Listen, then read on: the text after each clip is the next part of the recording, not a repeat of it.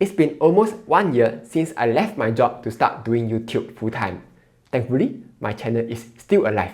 Otherwise, I have to eat air and drink rainwater already. But recently, I've been seeing quite a few posts online talking about how they are currently lost in life and have no idea what to do next. So, while I often talk about stuff like where to find the best interest rates, the market crash is here, topping up your CPF, the Fed is crashing the market, how to save money, the crash is not over. This video is going to be a bit different because in this video, I'll be sharing 4 important lessons that I've learned in my life that led me to where I am now. So if you are feeling lost in your life, this video is for you. But before that, let me just give a quick shout out to today's sponsor, Awesome. If you are looking to take the first step in starting your company, you will need all the help that you can get. Introducing Awesome.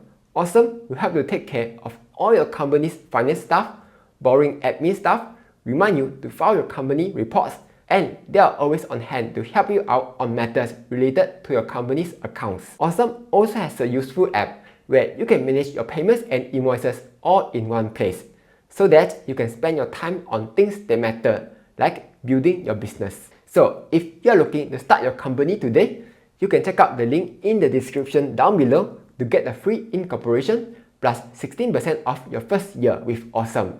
With that being said, let's continue on with the video. I came from an average Asian family where our parents would often tell us to study hard, get good grades, find a good job, and most importantly, don't dishonor your family or we will disown you. Just kidding, my parents didn't actually say the last part, But growing up, it was very clear that my parents wanted the best for me.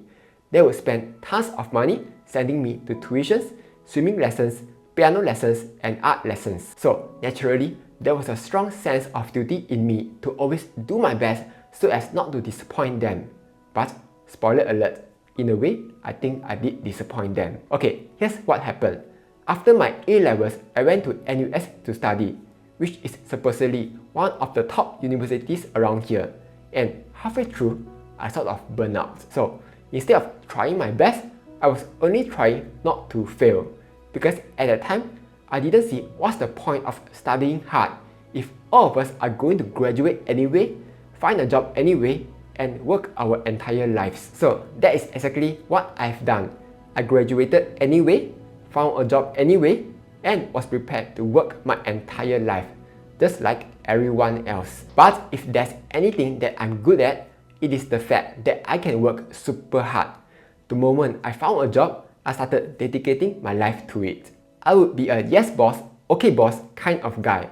I even started working overtime even though I didn't have to, because I wanted to show everyone what a good worker I am, prove to my boss that I'm worthy, and he was right in hiring me. This continued for a few years until one day my company closed down. Not my previous company, even though my previous company did close down. It's another company. Somehow, I have a long history of working in companies that close down every time I join them. It's like I'm a curse or something. But that's a story for another day. Anyway, after my companies closed down for the nth time in a row, I started to realize something. No matter how hard we work, we are always someone else's plan, unless we have a plan. Now, I don't mean to say that working for someone else is a bad thing. But the earlier you realize this, the better it is. Because for most of my life, I wasn't thinking about why I have to work at all. It just felt natural to me that I needed to work because work equals money and money can buy stuff. That's it. Toast comics describe this best. We go to school, graduate, then for 40 years of our lives, from Monday to Friday, we wake up, go to work, exercise, come home, sleep, wake up, go to work, exercise, come home, sleep, keep repeating this until one day we wake up, suddenly realize that we are old and die. I remember thinking to myself, is this what life is all about? Surely there are better things in life than just to mindlessly working to earn money, spend it, earn more, spend more, then pass down whatever little money that we have left to our descendants. So when I realized all this felt pointless to me and that I'm just someone else's plan, I began to take steps to make my own plan. And it all starts by asking, what do I want? I remember when I was young, my teacher would ask us, what do we want to work as when we grow up? Some of the kids would say, I want to be a teacher. Others would say, I want to be a fireman. Some would say, engineer. But there's always that one weird kid who will say, I want to be a doctor. And everyone else be like, wow, doctor can earn a lot one.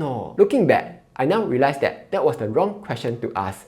That's because at 7 years old, no kids will know what they want to work as when they are older. Heck, even if you ask these questions to adults now, half of them would still be clueless as to what they really want to work as, much less a 7-year-old kid who has no life experience at all. But probably, if the kids have seen the graduate employment survey, most of them will say, I want to be a programmer because programmer can earn a lot. And I bet all of them will say, artist earn very little one leh. So, rather than asking, what do you want to be? A better question should be, what do you want? Some people will say, oh, I want a Tesla car. I want to travel every month. I want to buy a $1 million HDB. But that's too high level, right? Let's investigate this a little further.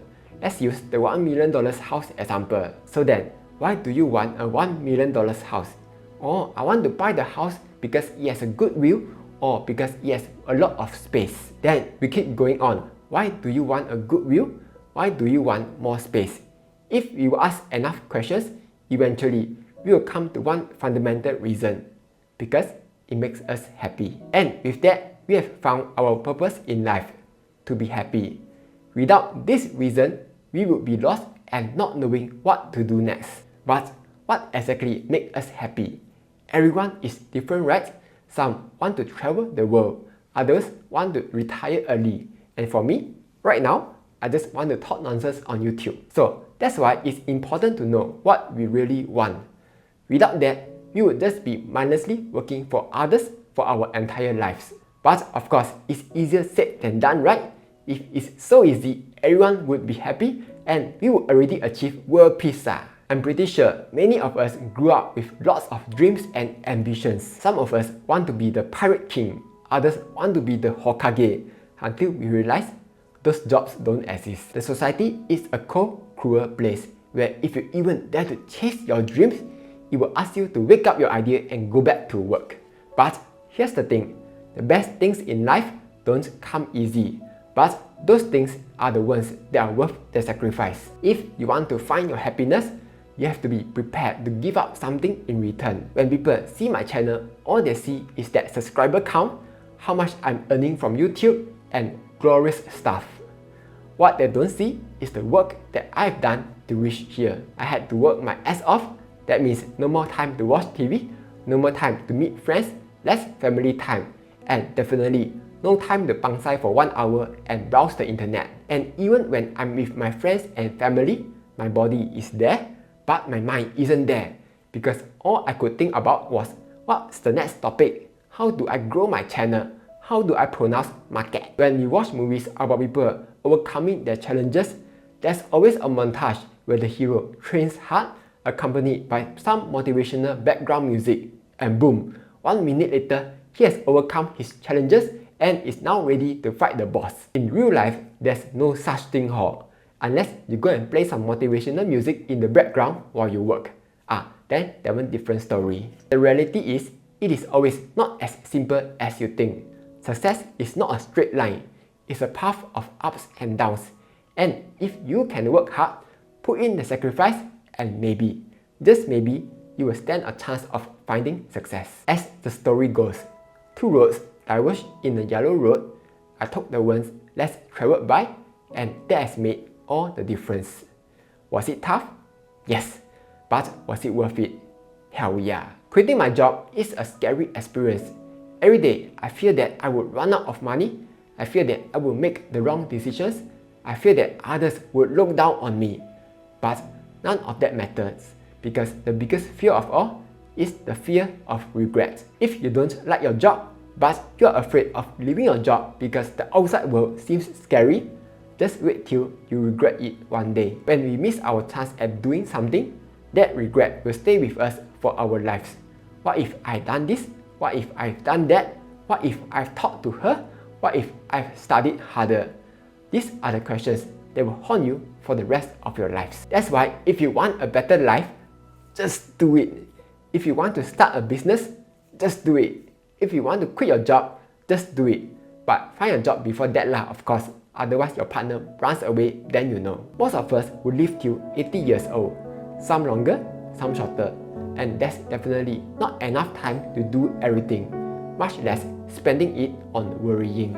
And so, I started building my channel, little by little, bit by bit, until what you can see today. And I think, if you can just take the first step, you too will find success one day.